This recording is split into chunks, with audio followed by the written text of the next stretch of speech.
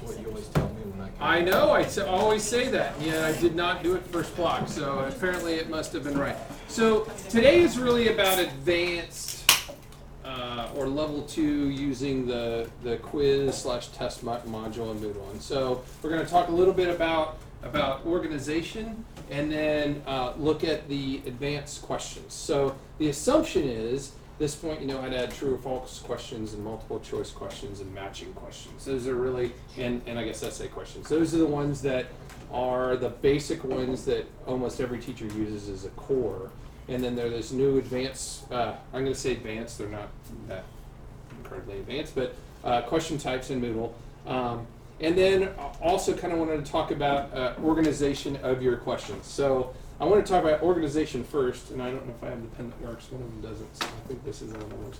So in your test bank, and for those of you that are new to Moodle, because we have one person at least that's new to Moodle, or two, that you have a test bank that you'll build questions in. The advantage of using Moodle over Google Forms with an add-on that does grading is that if you make tests with something like Google Forms, which allows you to make very nice tests, you don't end up with a question bank. You end up with a test that then you can use the same test over and over again. The idea with Moodle is that you build a question bank, and it will let you import question banks from almost any source. So I have 500 questions that came from my original textbook, and I don't remember what the format was, but there's directions online to import. So if you have an electronic textbook of any kind and it comes with a question bank, most likely you can load it into Moodle so that you can use those if you want to. I found those to not be great. The great questions that I don't use many of those anymore, but it's a nice starting point. The advantage of a test bank is that I can make formative and summative assessments really easily and just pick those questions that I use. However, if you don't organize your test bank as you build it, you will really hate yourself in the end. And I say that because when I first started using Moodle, I don't know, 12 years ago, 13 years ago when we first started using it, I didn't, and I just added questions, and then all of a sudden I have this ginormous mess of questions, and it's not easy to go and add one. So organizing your test bank, you can do it by what are called categories, and you can have subcategories in there as well. So like I have chapter 1, and then in chapter 1 you could have like a multiple choice and a true-false category if you want to, or however you want to inside those categories. I also, and I'm going to show you mine, when I name a question and I write a question or I fix a question, I always start it with something that identifies where it kind of goes there as well. So for instance, a few years ago, we did a whole thing on making sure we were using ICANNs, and all my questions start with what ICANN statement they go with. So it might say 1-1, and then the basics of what the question is. I know that it's chapter 1, ICANN statement 1, so on and so forth at the start of every question, so that even if I want to just search for questions, I can look for 1-, and now I know I'm looking for all my chapter 1 questions. It also allows me, by doing something like that when we did a few years back, they wanted reporting on how our students are doing on specific ICANNs. All I had to do is download it, and it immediately let me look at it based on the specific ICANN statements. Marcus Wilkins is going to get some. I know he's calling back for something I called him for, but we're in the middle of class, so I'll call him back in 50 minutes. So I just point that out so as you get going, you think about those things, because later on, as you have a huge test bank and you want to throw out a formative assessment real fast, it's easier if you can find those questions. And I use that also with, it's an E-Day tomorrow. We know it's going to be E-Day. Do I use that E-Day that I made in September, which has no relevancy right now at all, or do I make a new E-Day real quickly with a current video from Khan Academy or my own or whatever, and use my question bank to ask those questions. So I'm gonna use my own course because I know mine, and we can go through some of the questions and stuff. If you go down to the side on the administration tab of your own course, one of the things down here is the ability to look at your question bank, and that's the easiest place to go to organize your stuff. So if we go to my question bank, and I'm not going to say it's perfect, and I go down, and I'm sorry, right here, I can see the questions and the categories, and this is where I can also import and export questions as well. So I'm going to click on categories and kind of just show you. So I've got a chapter 1 category that has 85 questions in it. I've also got one that has essays, and these unused 29 questions are the ones from my question bank that I didn't like and I don't use anymore. So in every section you can see I kind of make those, and to make categories all you do is at the bottom I can say, hey, I want to add a category inside. As I start, I'm going to add them inside computer hardware, and then if I want to add a subcategory, then I pick the category that I want to add this one into. So you can see it says I'm adding a category, who's the parent, and by default you're probably only going to see your class, but once you have categories you can then make subcategories in there as well. You just put a name, you don't have to add any of this category info, and then once you're up here you can see that I can move these categories. Thinks I was trying to add one. You can see I can move those categories up and down and re-embed them and kind of move them around. That's organization, and I just wanted to point that out. Once you're inside the question bank, then you can go and look at them by category. So I can say, hey, I want to build something from chapter 2. And you can see they start with, everything in chapter 2 starts with 2 dash a number, and those are my ICANN statements. So I can kind of look and organize, okay, I've already got 5 questions on ICANN number 5. I haven't even looked at ICANN number 1, and if I'm doing my chapter test at the end, if it was an ICANN, maybe I need to have that one done. So that's kind of the basic organization, and on the side, if you hit this T over here, it's organizing it by question type. Those are true or false, those are multiple choice, and you can see if I hover over it, it's going to tell me these are matching questions. So that's what that means on the side, and this is drag and drop into text, which is one of the advanced ones that we're going to look at today. So when I create a question, I try to make sure I put it in the category. So I would say for those of you who haven't used the Moodle quizzes, making categories ahead of making questions is a good idea. Even if you're just making chapter 1 today, and I'm going to make my chapter 1 questions, and then tomorrow I make chapter 2 as I get in chapter 2. You don't have to make them all at one time. But it's best to have those organized ahead of time. I can always move them.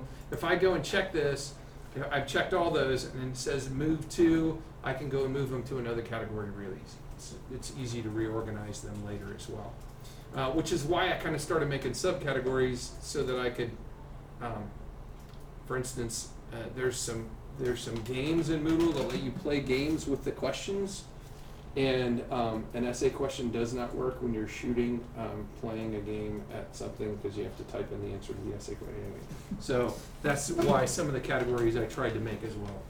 I didn't end up using the games, but I tried them. So, and you can see show question text. If I want to see that in the list, now it shows more information. It actually shows me the question that's in there, not just the title. And do I want to show the subcategories as well? I usually don't have that checked, but when I'm working in my question bank, I can do that. So I'm going to go ahead and add a question. First of all, did that confuse anybody? Did I go too fast on that whole category idea? It's just making folders for your questions. So I'm going to go ahead and turn on editing. I'm going to make a quiz up top here, just to go through the process of adding a quiz, since we have 2 new people here anyway. So it's an activity, so I go down, and whatever you name it, a quiz, a test, a survey, whatever, it's called a quiz on Moodle. And then you click add. The name is what will be in your grade book that the kids will see. And anytime you see the asterisk there, it means it's required. No description is required. And then all these are expandable depending on what kind of thing it is. I always use this. If you don't click opening date, it does not show up in the student's calendar. So by just putting that on there, now they know that there's a quiz, a test, whatever coming up. I highly recommend doing that so that they see that it's coming. And I know that, you know, we tell the kids, hey, there's a test tomorrow, but how many times have you have kids walked in your room and say, test today? Time limit down here, if you want to enable a time limit, you can. So if I go and say, hey, this is a 20-minute test, now they have 20 minutes. And when 20 minutes is up, open attempts are submitted automatically. They're just done. Wherever they're at, there's other options there. You can give them a grace period. Like say it's closed, but you have 5 more minutes. That means they can't look at any new questions. They can only complete the question they're on or that they've already looked at if you give them a grace period. And if you say the third one, that says you have to submit it, you just got an F. I wouldn't use that one. I hate that option. So if they don't submit their test, it doesn't grade anything and it just gives them a 0. I'm not sure who would do that, but that seems kind of, you know, I don't know. I'm sure there's somebody out there. Obviously, that's why they added it. And then you can pick what category it's going to go into once it's graded. So maybe Chapter 1 formative. This grade to pass has nothing to do with passing your class. That's to have a passing grade for activity completion, which we talked about in my last class. Or for instance, I have skirmishes they have to get a 95% on. So if this was a 100-point question, this is not a percentage, this is points. They would have to get a 95 in order for this activity to be considered completed. So again, nothing to do with passing the class, it's to pass on to the next thing. How many attempts? Can they do it unlimited amount of times, or this is a test and they get to have 1? If you allow more than 1 attempt, how do they grade? You use the highest, the first, the last, the average. I use the last. If you keep taking it, you keep getting whatever you took last. You don't get to say, but I did better earlier. I mean, because if I'm saying you have to have a 95% to move on, then anyway. So that's up to you. How do you want to grade it? You could do average, and the more times you take it, the less chance. You're never going to get to 100 if you started with 50, but. And then some of these things are set up automatically as far as how these things work. Most of these you don't even have to open. The only one down here maybe is, I think that's it. I don't think there's anything else that we have to open on there when you set up. So I'm going to go ahead and save and display. So I've got a basic quiz with no questions in it. So I have to edit the quiz to put questions in the quiz. And we're going to just do the advanced ones. This is where I also say how many points the quizzes work over here. So when I'm editing it now, I can say it's a test, so it's worth 100 points. And it will weigh all the questions depending on what's in there. I always hit shuffle, by the way. That shuffle right there means that every single student will get the questions in a different order. So that way, if you got a whole class of students on my computer and you got 20 questions, there's very little chance the person right next to you is on the same one. So now I can click add. Now if I've got a whole question bank, I can say quit from the question bank, and I can choose a chapter, and this is where it becomes easier once you build a question bank, and I could say I want to add that one, and I hit add questions to quiz, and now that question's in my quiz. In the same spot, I can add and say new question, and that's where I can build the questions into my question bank on the fly when I'm going. So if you don't have questions, that's where you do that. And we're going to talk about the new ones, so I'm going to go to drag and drop into text as one of the first ones. This is a really easy question type to add, and that's why I'm starting there. So this one's drag and drop into text. I say add, and first question is, where am I adding it? So now I can go to whichever chapter I'm going to add this to and add it in there. So I'm going to add it into chapter 1 I use so I don't see it later. And I would start out with my I can statement as my personal way I do it. And I added those parentheses to make sure I went through and rechecked them the other last time. So this question name, students don't see, that's for you. Only you see that question name up there. So I'm going to say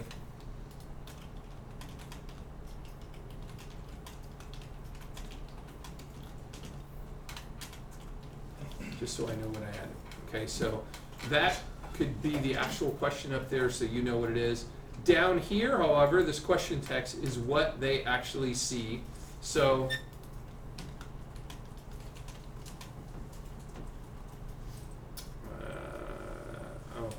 going to make a sentence. So this is going to be drag and drop. Obviously, this is going to be nonsensical that I'm going to add in here.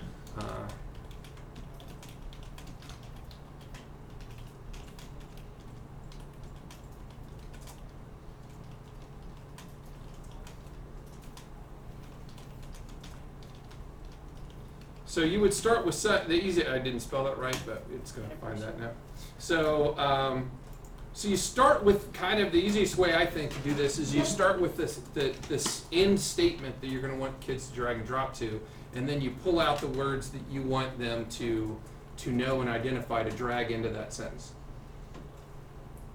So I stayed at Ravenwood Castle this summer, so they have to know because I gave them a big thing on where I went this summer. So I'm going to take out that word, and I missed the R. And this one's, you put bracket, bracket, and the number of the answer that gets dragged up there. So when I go down here into choices, the number one answer says Ravenwood Castle. So that's one of the words that's going to show up in there. And I'm always going to shuffle them. And then I can put some other places.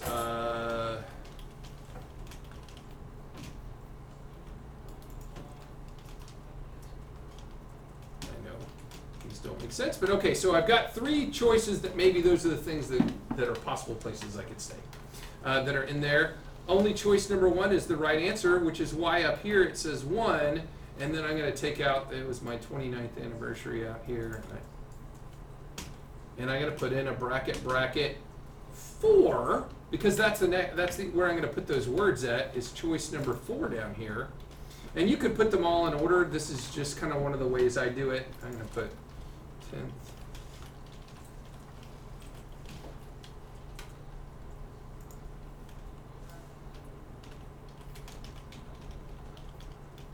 And I know this is kind of nonsensical, but so now I've got basically six things that I can choose from. I'm gonna save changes, and then we're gonna preview it and kind of take a look and see what that looks like. So when the kids come to this question, they see this sentence with brackets, boxes where I put those brackets, all the words that are at the bottom in there, I said randomize, so now they can say, oh, you went to Disney World for your 10th anniversary, and then they'd hit submit, and they'd obviously be wrong. So the idea with the drag and drop is you give them some other options, and then they drag the correct one up in there. It's pretty easy to set up. It's just the bracket, bracket, to the right answer. I'm going to hit edit here again so you can kind of see that, and they can drag up there. Now, I left it set at the default, which the default is you can only use each thing once. You don't have to leave it like that. I'm going to go back to edit the question here. The other option on that one is that down here it says unlimited, and oh wait, did I have it on? I didn't have it as on. Oh, I'm on the wrong question. Oh, okay. Well, that was the option right there. Okay, right there. Okay. So the default is that you only get to use each thing once, but you can easily choose unlimited. And now with the question, when they click it, it doesn't disappear. And you can do that. But some kids that totally confuses them, because now it's like I can put the same, and you could have the same word show up in the answer multiple times, so then you'd want it to show as unlimited. So if I do that one, I can preview now. And now if I drag up Ravenwood Castle, oh, I didn't hit save. No, it's whatever the second answer is. There we go. You have to hit save changes and continue editing for the preview to show what you just did. So now if I pick this up here, you see it doesn't disappear down below. That's the difference in that. Okay? Is there any questions on this question type? It's pretty easy. Oh, the only other thing that I guess I could show you is the grouping. The grouping, I traditionally leave them all as one group. However, especially if you had a group of IEP kids that you wanted to guide them a little more, what answers go for which question, I can go down here and say that this second list of words are from group 2. And I'm going to hit save and continue editing and then preview, and you'll see the difference here. Now it's going to color code the ones that go with one group, and it did not. Why am I not saying that? These should be different color. Did I not? Group 2, group 2.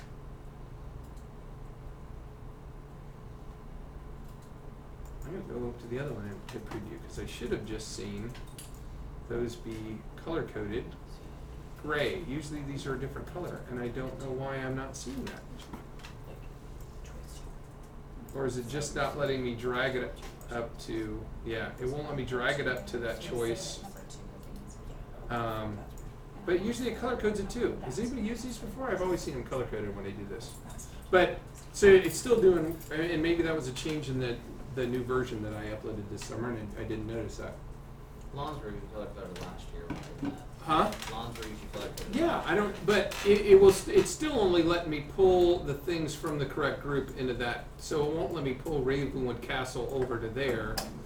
And you can see it lined them up in different groups.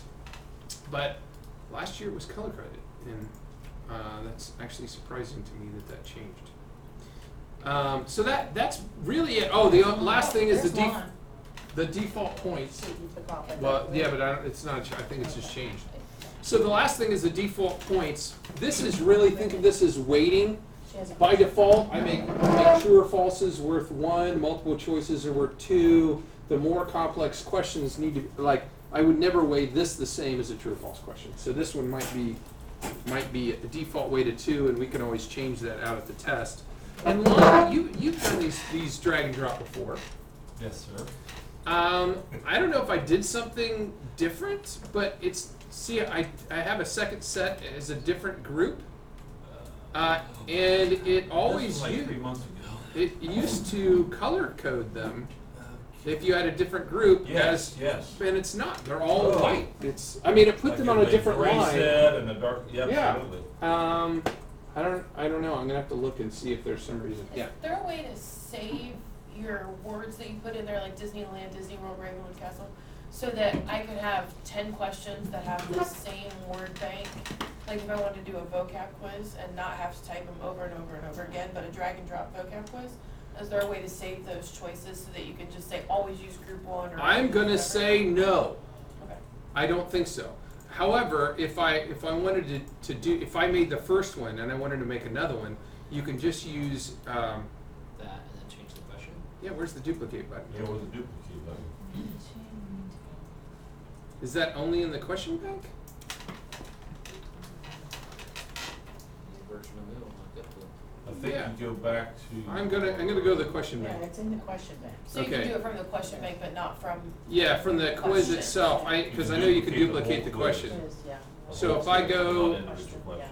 Right. So I'm here at the same one. So see, I can just hit this. Yeah. So I can take that first one you did, hit the duplicate button, and now all those words are still down there. I just changed the Okay, and then the just sentence. rewrite. and the- Rewrite a new question, but you don't have to type in that. 'Cause Yeah, you would. typing in the I would ink just is use the over- duplicate Yeah, to I do use. that. That I never even thought about that usage, but that's a good idea. Make So- sure you give it a new question name. Yeah, and this is really how I just closed it too. That was if I was going to differentiate a test, and I just made those questions. I could go down here in the question bank, and I'm going to go back to the same place. And now I want to use this same one for a different IEP group, and I want to change it slightly. I'd hit the duplicate, and then they can't see this up here, so I might put 1.5 IEP at the end or something, so that I know it's a question that I've modified for the IEP students. And now down here, I take out maybe 2 of the choices down there. So now they have a very similar but different question, because now they have less choices available to get right or wrong, right? So then on the modified test for the IEP group, they have a very, very similar question, but maybe I've cut it down in half or even less number of choices. I'm still evaluating whether they learned this stuff, but I'm making the test a little bit more modified for them at the same time. Which I think is what Lon does for a lot of his. He just modifies the question and makes it a Then you have to different group version. them and then you have to group them in your class so they only see Yeah. one test. Which I Oh, wait. can't show you to that because I don't have any names to group it. Yeah. Right, and I just added an IEP group in when I did it last class. You can just add a group called IEP and then use that to show how to do that differentiation. So that's that kind of question. Anybody have any question on this one? I It's have one. pretty darn easy. So if I Yeah. have a whole paragraph, and for example, like I do Earth spheres, like humans are part of the biosphere, but I also have another term that I've taught them that could work, if it's on the list, is there a way to accept both answers in No. that space? And that's where grouping comes in handy. Mhm.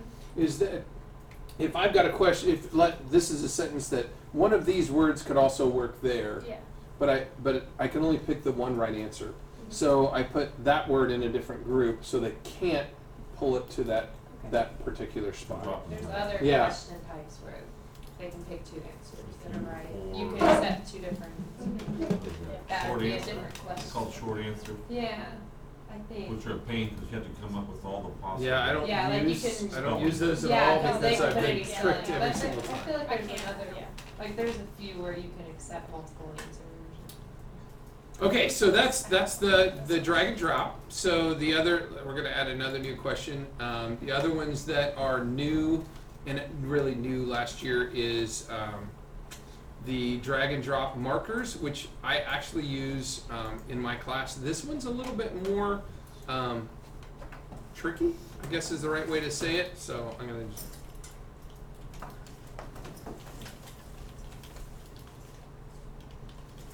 the drag and drop markers are great for having them have to identify things in an image. Like if Jonathan's doing one, the parts of a cell, and he wants them to identify all the parts of the cell, I'm going to go and grab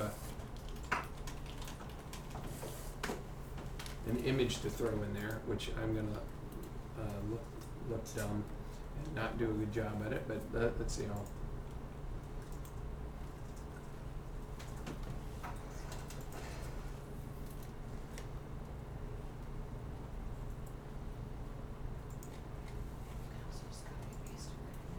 Okay, so I would obviously need, if I was going to use this, did I throw it on my desktop? I threw it on my desktop on the wrong one. I would need a image without the answers on it. So I would have to take, if I was going to do this particular one, oh my goodness, why can't I get that to come over?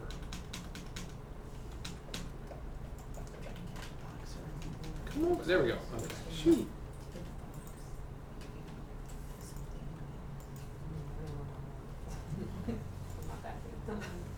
I thought I just saved that to my desktop. It's animal. What? It's the name's animal. Oh, it's right there. Okay, so if I was going to use this, I obviously would need to go and cut out all the, All the answers. all the answers because that, Or type in blank, like animal cell blank. I'm trying to do that and cut it out. So I'm not going to go and edit the whole thing. We'll pretend I took out all the names there, and I'm going to use this one as my image, although it's kind of low quality, but we'll use it anyway. So the first thing you have to do is have to have an image that you're going to drop in there. And I would really want much bigger one than this for this question type because it's really small and it'd be really hard to go in there. So the idea then is that the students are going to drop answers onto the image. So this lysome goes right there at, and see if I got my marker over it, at 126.78. Okay? So I got to kind of look and remember. So I'm going to drop. I'm going to say the marker is, am I spelling that? Lysosome, right there. And there's only one of those in the cell. And then I have to make a drop zone where it goes to. So I'm going to make a circle with coordinates 125.76.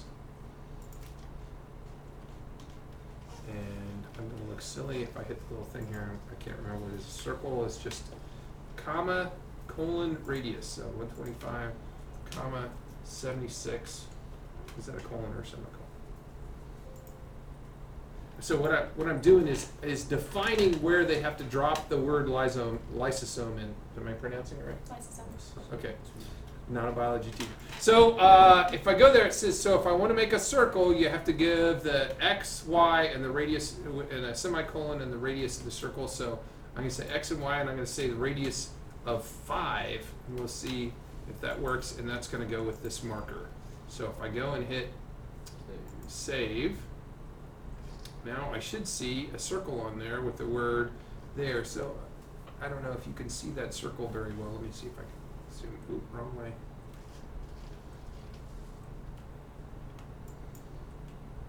Ah, there we go. I'm zooming in a little bit. So there's a circle there, and that's where they're going to drop it. I'm going to go and hit the preview over here so we can see what that looks like. Somewhere. What did I put? Oh! Label all the parts of the cell. Didn't put that in there. Okay, so I'm going to hit down at the bottom, save changes, and then we're going to look and see what that looks like right now. This is one of the ones that you have to tell your kids that, so the answer is going to be right there, and they need to understand that this is where you're putting the answer, this marker that there. If they go and drag this up and put it right there, right over where it belongs, it will be the wrong answer because it's looking for that target to be on the spot. And you really need to make sure you explain that to your kids the first time, or they will not get it right, It's guaranteed. one you need to practice, make it formative. Don't all of a sudden throw this onto some somebody test. Yeah, you need a better picture than this because the picture's too darn A small. bigger picture would feel a lot better. And if I had a bigger picture, and I don't know that I would ever do one question that had all of, because that would be, you would have words on top of each other all over the place, right? But it would be good to do social studies to make them identify the countries or the capitals that you're trying to do. Because the great thing about this question is there's no way to guess, right? I mean, there's no way to guess it right. Volume. I What? made one with like a volume. Try not to look at this. And they did pretty good with it. They just dragged to see. But mine made like squares. I don't know if that's You can change that. You can change. I did a circle on that one, but if that was the other thing, that if you want to do that, you can do circles. On some of them I have to do yeah, the squares. were a little easier for them to, because they just like put how many each dimension was. It's pretty. Like I just put the prism there, and they just dragged each dimension. Was your answer like 4 by Oh, I 5? got you. Yeah. So they had to put down. They just Okay. put what the length, found the length, and I put like 6 possible ones, so they had to find the 3 correct dimensions. Okay. So there, I didn't even think about doing something like that. So there's all kinds of ways you can use this one and have them label. On the markers, basically, is the thing to understand. The markers are the labels they're going to drag, and the drop zones are where they're going to drag them. And to add a drop zone, all you do is click Add Drop Zone. Like, is the radius of the circle gives like your margin of error, basically? Yes, they have to be somewhere. How big? Right. So you could, but like I'm going to change it to 50 so you can see it better. The circle gets really big. It depends what. Yeah. That's how it has to be in the thing. So now there's the whole margin for I can put it error. anywhere there. Right, yeah, they could put the marker anywhere inside that now, Where and it would be, something, Right. multiple things like that, any overlapping, they could potentially. yeah, they something could right that's really, not actually yes, right. yes, yeah. So you don't want to make the circle too big, or that's exactly what you have, but at the same time, if you made it too small, then it's kind of, It's I'm not gonna, right there. yeah. It's not getting it correct. I mean, I think like that one's probably, I mean, that's probably more than closer, it's bigger than that area, but it's, But with something like that. and that would be hard one, because those are all, right? Exactly, I All was just that. gonna ask, there's multiple So, lysosomes, yeah, so that- put it somewhere else. You would almost have to, yeah, Put on all of them. put it on, yeah, that would be really hard. That's a good example of a bad question. Or I think, just have one of I the think this would be good for like lysosomes. anatomy people, like if you're doing like bones or something like that, like JB. Yeah. Or like I said, Like math You would can be perfect. you could even put it, Or on the that, lines math there, was- the lines, then you can attach it to the lines. So that's true too. You could make it a label right there so that you have to put it in And the, then the line will take it in, you could do it where it Right. has the Yeah. right answer dragging Right. into the word. and then have that line. and There's a then lot of you have ways to you put could it- use this one. I mean, but it's basically The hardest part is identifying the drop zones the way you want to identify them. So the circle is obviously easy. That when you go and, where am I at? When I go and start doing the other ones, okay, I want to do a rectangle. Now to do a rectangle, I have to identify the top left X and Y, and then the bottom left X, top left, and then the width, and then the height. So this is the starting point. Now, how wide is it, and how high is it, and it just builds it. But you can, people in here like, yep. once you find, well, here's the thing. Once you identify the first part, like let's say, okay, let's pretend this is a square. Once I do this, I'm gonna do 107, 116. So those are my starting points of my rectangle, and I'm gonna make sure I'm doing it right. Yep, and then I do colon. So I could do colon 40, comma 4. I think it was colon, wasn't it? Colon, comma. Yeah. Okay. So now it's going to put a rectangle in there, and if it's not right, I can schmooze it around a little bit. So I'm going to go and see where that is. I didn't do something right. It's a semicolon. Oh, it is. You are wrong, sir. So there I've got that new box. I'm like, that's not exactly what I wanted, and I wanted it much wider than that. I can go and it says you identified a drop zone with no marker, so I didn't identify what's going to be the right answer there. Then when I go down, I just change that. You can kind of move it around until you get it exactly where you want it. So again, this is a bad picture example because the picture is so small. Usually when you drop the picture, it's pretty full on the screen. Anybody have any questions on that one? The hardest one to do on a drop zone is if you go and say you want to do a polygon, because then you have to identify each one of the coordinates of the polygon, and I don't do those. So I'm either doing a circle or a When you do a rectangle. map, they label the middle of the country now. The whole border. Capital, put this. You don't wanna go all the borders. Yeah, that's where I would almost say, like Deb said, it would almost be better to put a red box in the middle of the graphic, label the country inside the red box, and then you make that the drop zone. They just have to drag, USSR into that box. So, because you're right, it could be anywhere inside that hole. That would be a. I challenge you to make that answer work correctly. So, any questions on this one? So I really like this question, honestly, especially for my class, because when I'm asking for parts of a computer, now I can just put a whole graphic of a motherboard and identify all of them. And because before I was like, what is this? And it's a multiple choice, and now I can say, where is the CPU? They have to actually know the CPU is to answer the question. Okay, back to editing question. Anybody have any questions so far? I mean, I really wanted to give some time to try some of these. Where's my? Oh, okay. So I just closed the quiz. To get back in, you have to edit quiz again to get back in. Again, this is where we change the points. This is where we shuffle the questions themselves. Questions are already set by default to shuffle the answers inside the questions. You have to turn that off. So if you do a multiple choice question, it will already shuffle A through D already. You have to tell it you don't want it to, but I can't set that up to automatically shuffle these. And the reason for that is one of the things that you can add on here is kind of, I'm going to go ahead and add one.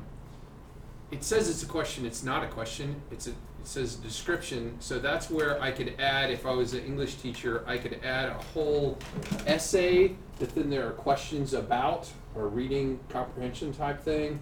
So you wouldn't want that to be a multiple choice inside a quiz, a random inside a quiz, because then the readings down here is question number 25, and you just ask the questions up in 1 and 3. And that's why you might not want to shuffle if there's If you put them on the same page, it doesn't shuffle the pages. I think it does. If you say 2 per page, it still won't be on the page with the thing if you said shuffle. So, and that's where, by default, it's set at 1 per page. I'm going to go over here and go back to edit the quiz. So right now, you can see it says page 1, page 2, But you can go and say, I want this to be on page one with the other one. I think I just go up. Is it replacing it? I thought I could do that. How do I get that up there, Lon? Oh, I did. Okay, I did. So now these are both together on the same page. But if I say repaginate, it's going to put up separate. But I don't think it'll keep them together. I think it does. I can be wrong. Does it? You know what? I've never tried that, Lon, ever. So, I mean, if that's the case, then you could put the description with the question on the same page, That's what I and think. if it keeps them together, then that would be great. I'm gonna have to try that sometime. Because I don't think. All right, you know what? So if I hit preview. So depends how big is a line.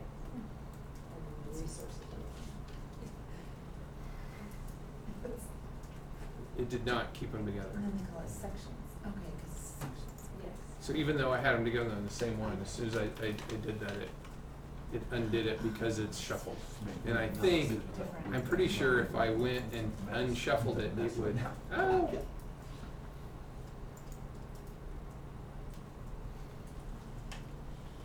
I'm gonna go to the edit quiz and unshuffle it and see what. So if I do that and then save it.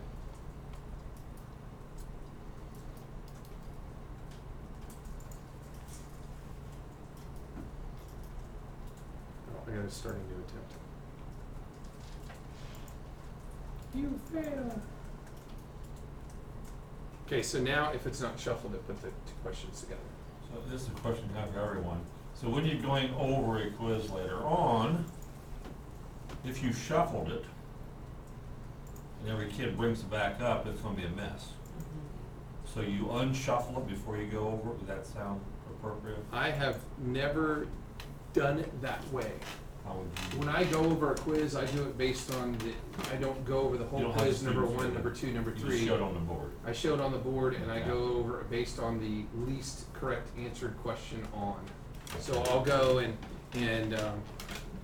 pull it up and then go and have on the analysis screen. Yeah. There's an analysis screen for those of you who use it that shows how many people got each question right, and it highlights ones that were most wrong. But I go through and if it's below an 80% right, I click on that and we talk about it as a class right after the quiz or after the test. But I don't go over it like I don't go over the whole thing. I just go over the ones that were most On your wrong. board. So, Okay. which hopefully there aren't, tons that go below that you never know. And I've frequently shouldn't say frequently. I've occasionally gone through when I do that, and you'll see one that more than 50% got the question wrong. I will throw the question out. Because if more than 50% of the kids got it wrong, I take that as I didn't teach it. Either it was a bad question, or I didn't teach it right. I take that, most of the students that were in the room shouldn't all get the same question wrong. It's different when everybody's got different question wrongs, or you got it 50%, but everybody else got all the questions right. Well, then I have a problem with you. But if 50% of the kids or more got the same question wrong, and then we talk about it. It's like, what didn't we understand? And frequently it's well, it sounded like you meant this. Kind of, it was a wording on. I'm like, okay, yeah, I got that. I understand how. I'll change the question right then for next year. But then I'll override the grade for everybody on that way. So, because you can delete the question, hit regrade, and of course then you got some kids who got it. The occasional kid who got it right and just lowered their grade when you threw out the question. But there was hope we went. Any other questions? Okay. So, let's see. Example quiz. What are the other question types that we should be going over? Is there any one of these that specifically that somebody wants to go over? I use, obviously, multiple choice, true, false matching. I don't use short answer because I've had too many issues with that one. The idea with short answers, you can see possible answers, and it looks for those possible answers. They're always something that they spelled off, and you end up going and regrading it all anyway. So I'd rather just make it an essay, and I just I grade all the essays at one time. The calculator is just how close they can be to an answer. These are really all math questions, and I don't use many of those. We just did the drag and drop text markers. Oh, drag and drop onto an image. That's images onto images. We can do that one really fast as well. The idea with this one, I'm just throwing some gobbledygook in there. I want it to be in chapter 1 unused as well. The idea with this one is that you have an image and then you have drop zones and you also have images. So you drop images onto an image. So you take a picture of a cell and say put these parts where they belong. And you do, it's just like doing the other one, but instead of dragging the words up there, you're dragging another picture up there. So you drag an image for the background image just like you did on the last question. You then have to say, question number 1 is this file, and then you keep adding little picture files onto it, and you can see there's draggable item number 1, item number 2, item number 3, and then you go down here, and just like you define drop zones for the words, you define drop zones for the pictures. Exactly the same way, say the top left, or left, top, what draggable item, and then where does it go, and then it makes boxes for them, and you just drag the So picture you up get there. a picture sorts, like you Right. get like the background set up with 2 columns, say is this a element or is this a compound? And you just That would be a drag it. great example of how to do it, yeah. You'd have to make a picture of How to elements and division, compound, right. and then they would drop them in those locations, yeah. It works exactly the same though. I don't use this one as much as I use the marker, so. Anybody got any questions? That's pretty much it on the new question types. I just sort of wanted to go over the categories again to make sure everybody understood that, and if you've been using it for a while, I guarantee you've gotten to the point where you wish you had used categories. So, some mine became a huge mess. Can I ask you a question Yeah. about importing the questions? Yes. So it's different on every one. Or go and ask a question, Steve, and maybe. Can it go from a PDF or from a Word or?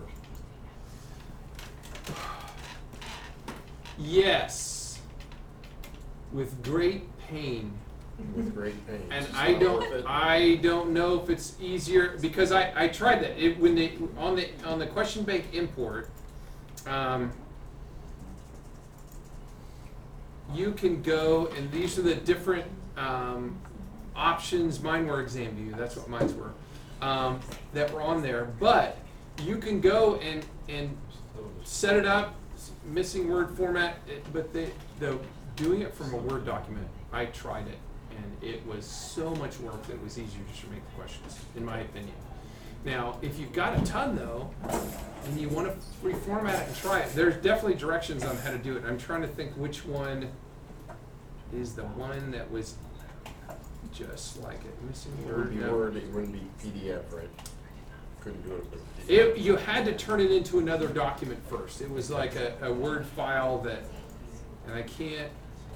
No, I've Okay, got an the simple online. format for importing multiple choice questions from a text file. Okay, so this is, I think it was this format that you turn it into a text file. There you go.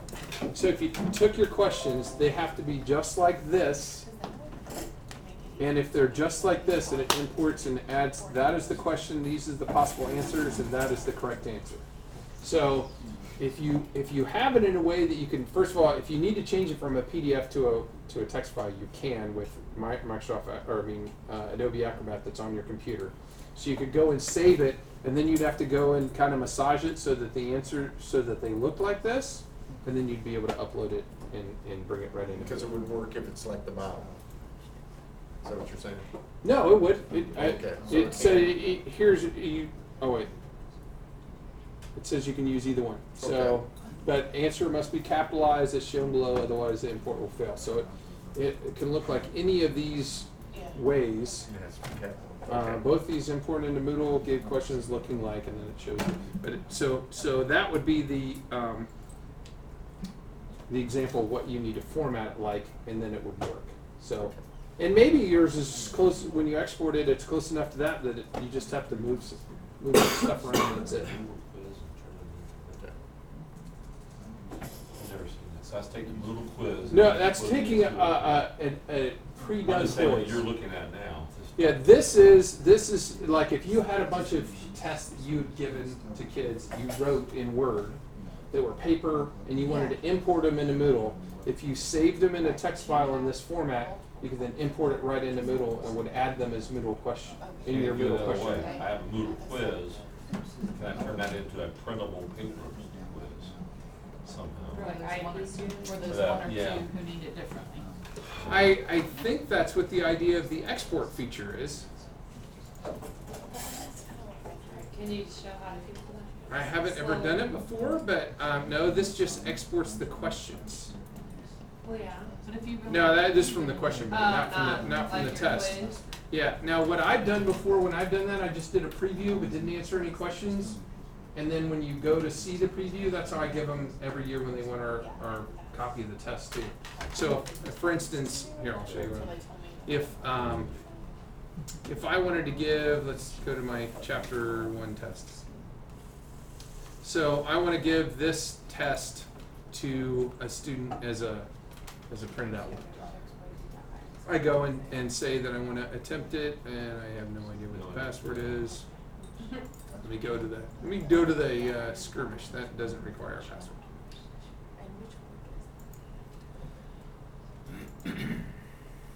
Okay, so then I go, and when I know I'm not done. I'm doing a preview. So I go. Where's it at? Where's submittal and finish?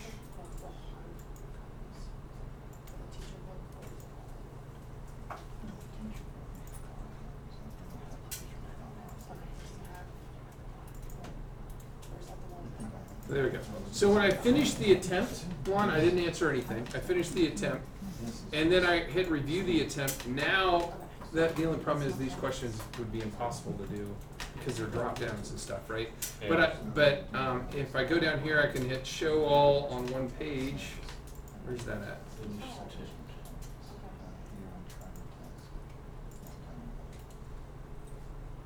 Okay, so now I've got all the questions on one page, but again, this, because all the drop downs and stuff in my First, question, tennis multiple choice. Okay, so how do I get just the paper? then I just do Print a control P and I page. print, Show yeah, up. yeah. Control P. It's like I those did three control P lines. and I print it, so Okay. it's a preview of it, but it's not gonna work Doesn't with have the a- drop down stuff. But it would Right. work with multiple choice and true false ones. Okay. Yeah.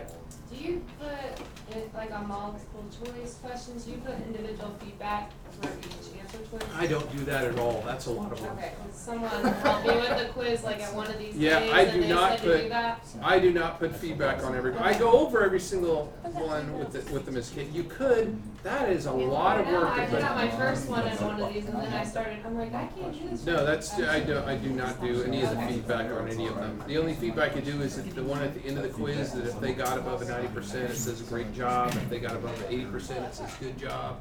How do you do that, like, how do you On- manipulate it to where it? On they the get on the certain- quiz itself, Yeah, when I go to edit quiz, I think it's in edit settings.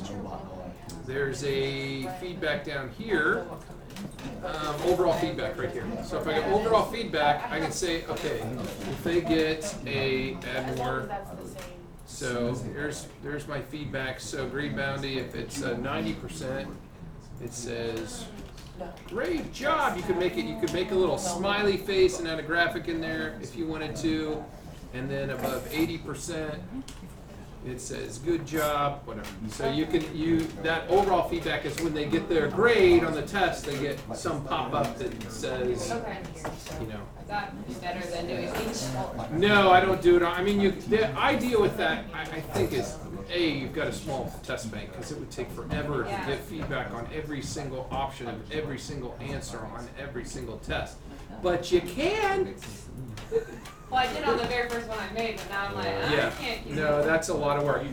The other thing I should have pointed out for those of you who haven't used it before is this weighting over here is that default points.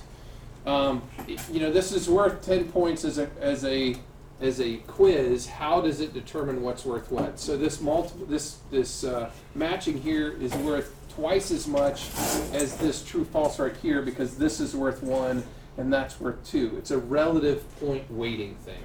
So if I have a matching with 8 things, it might be worth 4 times as much as a true false question. Because if you're matching all this stuff, you're assessing way more information than a simple true false question. So I do not ever leave them all at once. I do that's what that relative weighting is for. It's not true points unless I had 5 questions and then only had 5 points assigned, but it's a weighting of the points versus other ones. So if I change this overall grade to 20, what each of those just doubled what the weight of those is. So think of this point over here on this side as the relative weighting of this question versus this question. So this one is worth half as much as this one is on this particular test. So, and this one must have been a really easy one because even that multiple Do the choice. kids see those points? They do. Well, at the end when they're scored, they see each question how many points they got out of what. But when the question pops up on their screen, do they see like this question's worth a lot more than the one before? That's a good question. Because I've never weighted them Don't like that. think so. But maybe they'd be like, oh, I might need to try harder on this. No, it does. So it says it's out of 2 points. Okay. So they do see what the weighting is Okay. on there. Good to know. But you might have a more complicated formula versus something. Anybody else have any questions? Refresh me how we go back to the statistics. Okay, so when let me go to the sandbox. So we have one with it, and I just added an IEP group when I was showing how to do the differentiating with quizzes. I wasn't talking specifically about quizzes, but we did kind of talk about it a little bit. And if you want to do this, if you type up top sandbox behind Moodle, sandbox with a capital D. Okay, that brings you to. It looks like we're still in Moodle, but we're in last year's Moodle. So you'll be able to show the groups and kids from last year. So this is actually last year before we cleaned it up for this year. It's how I test stuff. I test stuff with last year's.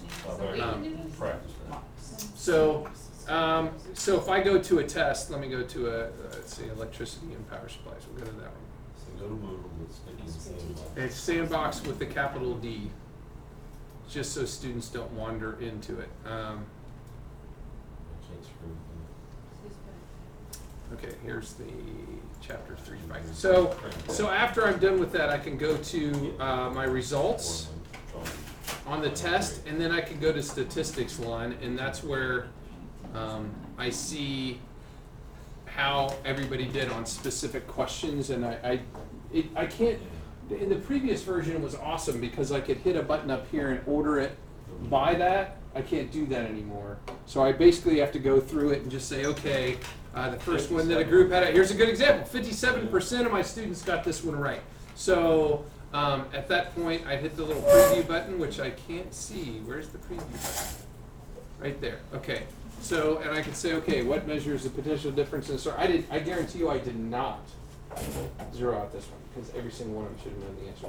They should have been said. Okay. So I'm like, how did you guys know what the potential difference was? How many times we talk about voltage? How many times? So anyway. That's what you put for remarks. Were you paying attention? What were you thinking? Pretty sure volume. We didn't mention ohms once in this class. Why did you pick ohms?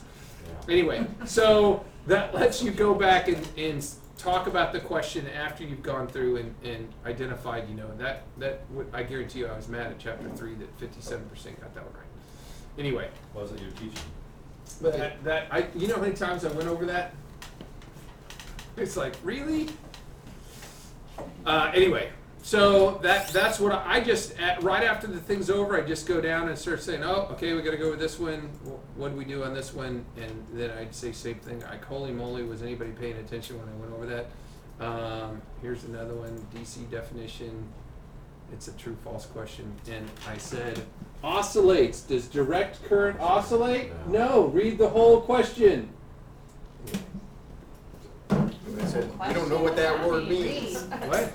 They said, we don't know what that word means. Yeah, oscillates. Well, You put or cycles. I mean, So they read this. Current, the most electrical devices used. They read this, and therefore that's true, but the rest of it's AC. So anyway.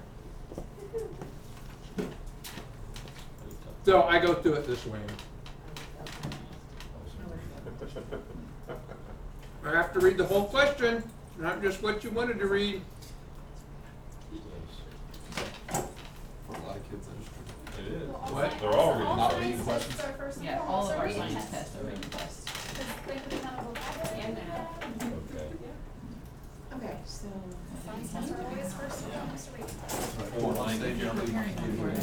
Go get a snack. Yeah, I'll be back. Thanks, sir. What's that time? So go. 50. So somehow I messed up with my Moodle. Yeah. Sandbox. Go play in the What? sandbox. Go play in the When I sandbox. link, So I was editing and I switched my They article did the notes here. to not being able to edit. When I tried to go What do you mean? look at it, like I'm stuck in like student mode or you something. don't have links. Like I can't You switch can't back to move edit to my a art wanted to, page. and I don't know how I managed to do that. Did you take yourself out as a teacher or something? So I let don't me know, just do maybe. this.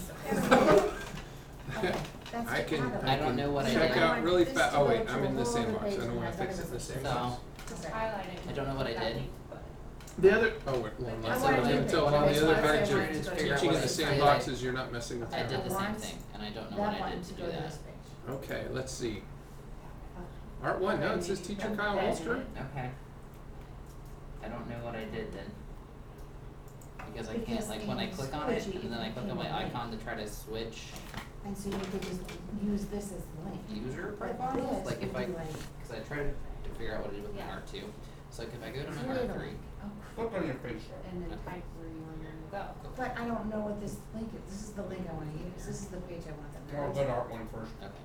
So like it Like completely already on there? switches No, how it no, no, moves. I want them, Okay, so I want them to go from the social studies Like I don't, like page. usually down here at the Okay, bottom we're it gonna has do a little, social it says studies switch today. role. Everyone click on social studies. And I don't And they're gonna have click on that social studies from the home page. on art one and two. I don't Okay, you know, it's like, oh, there's a button. It's like, you know, Pinterest. You're gonna click on that picture and then it's gonna take you. have to you logged out, the log back Pinterest in to stuff. see what it'll do? I don't want them to scroll down and say, We okay, don't really have Try that it. pages Try it. though. I'm not gonna.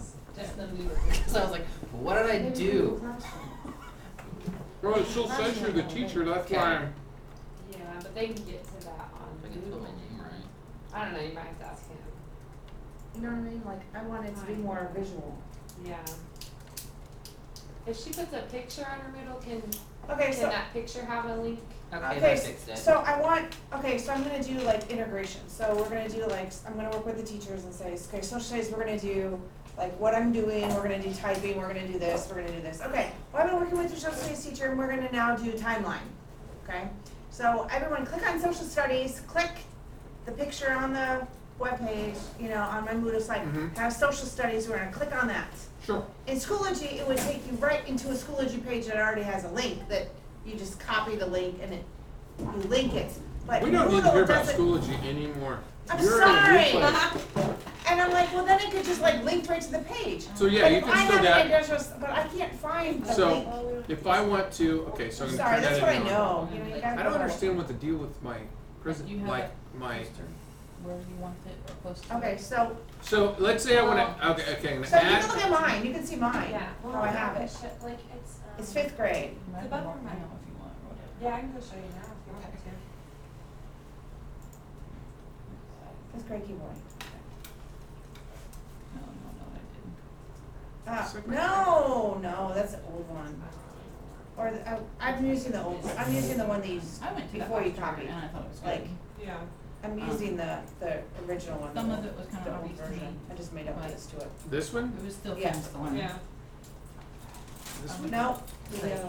Oh, no, I'll do it. I'm confused. Not this one. Just want me to- it says keyboarding 5, or computer 5 keyboarding for semester. Okay, that's what I just clicked on. No, mine doesn't look like that. What does it look like? Mine looks like this. With pictures, looks like this.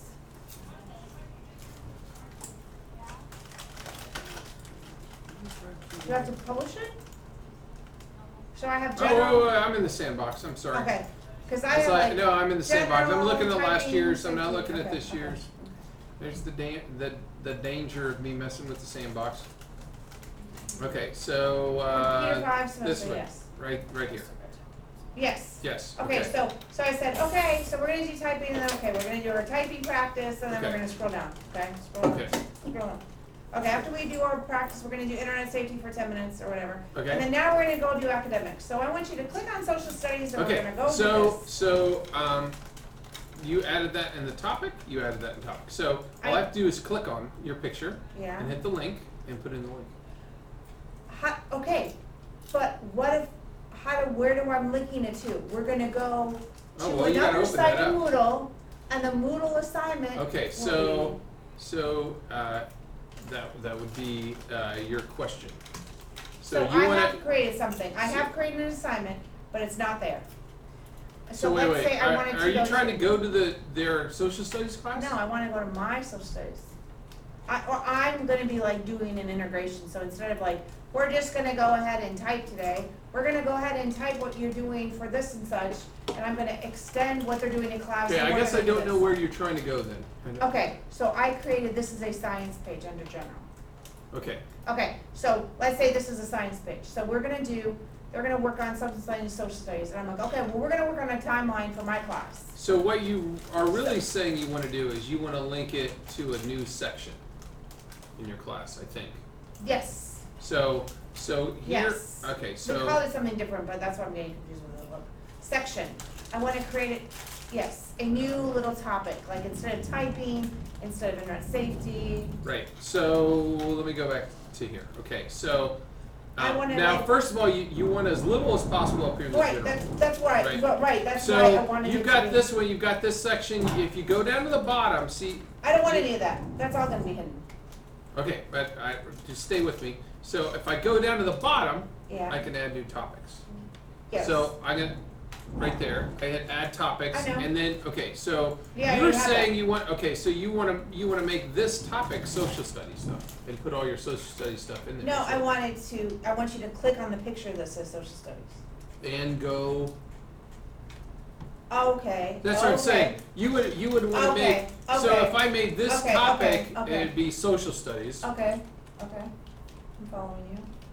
Okay, so now I'm gonna click on it. So now that I've clicked on social studies, oh, you know what? Your course is not set up right. Because it should be, I hate this theme because I don't, and it's not that anything wrong with the theme, I don't know where everything is, so I don't know where I go to course settings on this theme. And that's where I was like, I don't want it to be viewable from the homepage. I just want to do visual. Okay, so here's how you do that. Okay, so excellent. It's a good question. So I'm gonna say down here at social studies, if I can figure out how the heck to get back there, I hate this theme. Well, I It's not like the helping theme. because- Sorry, it's okay, user friendly for there's- the teacher. That's fine. Now, you're allowed to like the theme. Just because I don't like the theme doesn't mean anything. So I made this theme called social studies down Okay. here, and I'm gonna edit and I'm gonna hide it. Okay. Okay, now I'm not done yet. Now I'm gonna edit. Now I need that's my container, and I want all my assignments for social Okay, studies in it. so I'm gonna add something for social studies. That's fine. Okay, so I'm gonna say, this activity you're gonna do. Yeah.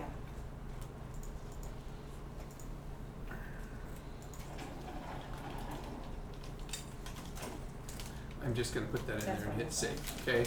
So now normally, that activity is hidden because it's in a hidden section, Yes. okay? However, I can go to edit and say make available. Now, I can link to it, even though in a hidden setting, and the link will work. So That's if I right, want, yes. if I want to be able to use, so I can put all the stuff I Yes. want that they'll never see unless they follow a link Yes. to it. Yes. So Yes. you just make the section hidden and then make the thing in the section available. Okay. They'll never see this, but now I can say activity 1, I can copy this address, I can go back up to your social studies picture, and Students will up follow here. the I'm gonna need a splash page though, once you get to social studies to know. So if I go to the social studies So I don't have to picture, keep- now I could I'll do this throw my link. assignments I'm later. just gonna do it for a second, so I'm gonna say create link. Sure. You can get rid of it. You know what I mean? You gotta have it organized. So now if I'm in here and I go to social studies, I go to that thing I just did. Yes. And there's no other way there Yes, than to follow the link. that's fine. So that's what make available means. It means hide except for where so you could make it be Easter eggs. You could actually have a picture with, or a whole bunch of pictures where each one of those goes to a different thing, but those things are hidden Yes. everywhere. So that is a great way of making it a visual I thing wanted, that they because click I on. wanna work with other teachers, and I'm like, how am I gonna just put it all in here? Because if I wanna do social studies, then I could, No, that's a good idea. I can't link between, I can't link that page to another sixth grade that Sure does you the can. same activity. Another sixth grade. So, I don't know what Because like, let's say we're doing the timeline for fifth grade, we're gonna do a timeline on whatever, Okay. okay? Ohio history, no, that's fourth grade, okay, American history, we're gonna do a Okay. timeline on American history. Now we're gonna do a timeline of the Civil War for the next grade, seventh grade, or whatever grade, timeline Okay. of the Cold War, whatever, basic dates, one with World War I, World War II. Yeah. So now, Are I these already grades created- that you want to be in their class or your class? I was gonna just put them in my class, Okay. because I'm grading the technology portion of Okay. this. Okay. I don't Well, the know, other I guys don't are know bringing if the up- teacher's gonna, I don't know if the teacher's gonna wanna have a partial grade, I haven't talked to the teachers Okay. about that. Well, even with seventh grade science, there's a topic I'm going over, and they do one project, and I grade the science content, and And you grade I'll the grade the technology content. Yeah, the reason I'm bringing that up is Yeah. that if you're collaborating with another teacher, which I think is great, Shannon can make you a hidden teacher in her course, that the only one knows you're a hidden teacher is you, allowing you to put an activity in her course and link it from your course to her course, so you could have the link right there where you go, Then you just boop, go through your course. and it opens up in her. Now it's gonna be in her grade book and not your grade book though. But I so- gotta give grades. Or you So- can give a grade. Yeah, so that's the only downside of that. Or I just Although, grade for. although you could have an activity in your course that links to her course I don't want any more grading. just I already have 4 preps. just for have them to see the relevance of it. Like, hey, refer to her. Cause I would use the same terminology, if she's doing something for science on cells, then I would be like, this is cell diagramming on the computer. And then you're gonna draw a picture and paint with the cell, and you're gonna And I'll be label honest, it. I think that's great because I think that's one of the things that Dan didn't look to do to find content. No, Was that's if just he how I did work. projects with them, it's going to support everything Yeah, they're that's teaching. that's what I. And then they're getting the technology stuff, but relevant to another. Yeah, class. that's just how I And work. especially seventh grade science, because yeah. they do so bad at seventh grade science that anything you can do to support them. So, but then it's just how do I, They got I don't that- have they any got that- idea how they do in They seventh got grade that science, by voltage the way. question wrong. But- I'm gonna say I didn't teach But it you know, well. the problem is now I'm gonna have to copy that in all the 4 different courses Seventh grade though. science, we've got 4 teachers. Yeah. This is the issue, that if I do something, because I have 4 preps, Right. and so what I do, if I do something for 7th grade science and I wanna do it for 6th grade science, I'm gonna have to like copy. I think they do, they always. Can I copy that activity, that whole entire activity into? So if I'm in I mean, one I'm thing sorry of for like mine, hogging the conversation, but I'm I'm like, gonna go in mine right now and kind of show you. but So if there is something that worked well in one class, I do wanna Right. copy it over. So I can go down here in my class and I can say import. Yeah, Okay. kids ask me, I'm And saying, I oh can yeah. say she- now because I'm an administrator, I show every class. Okay. You'll see other classes that you're teacher. So if I wanted to import from that, Okay, I can just say continue, Okay. and then it's gonna say, here's the stuff. I No, don't, I- I only wanna include, No, I don't wanna see? include any of those I wanna things. do containers. Well, that's activities and resources Okay, and, okay, okay. and blocks, so if I only wanna look at those things, those are the only 2 I really wanna do, I'm gonna say next, I don't jump the Okay, final okay, step, that'd okay. kill me. Next, now what things do I wanna bring over? I'm gonna click none, I'm gonna say, you know what, I wanna Okay. bring this from that class. Okay, okay. And then it will copy all that Okay, stuff over okay, from the other okay. one. So you don't have to remake it, you can import stuff. Oh, from your yeah, I just Site aid do wanna materials. compare it to, another content management. Yeah. Decided as a souvenir, he just So said much he easier does. when cause I created all my courses from like, I'm sure he does. You know, the last year and a half, so I'm like, I just you created. should have exported them all. Well, I have some already. Then imported them. Well, I probably could still log into Schoology, but I don't know if we can move from Schoology over. Gonna say Well, probably. it also was high school, so Yeah. I gotta dumb it down a little bit. Really nice, but it's all very Okay, I need to go to. Instigator too. Master. Yeah. Definitely. You just have to keep all the time that way. What's the next timeline? I don't even know. 40. 40. Oh my gosh. Okay. And so everybody. I don't feel like I'm getting any breaks. These people keep asking questions. Sorry. Yeah, none of the guys, you don't really try too much in the classroom. Your two inspirational simulations, Okay, well, I'm gonna go and be right back. I was wanting to see your organization One piece house I have anyway, a so I tendency guess to I'm talk just myself gonna out stay in of getting attention for not doing something, like, I had a. Always. I don't, That's separate. I don't like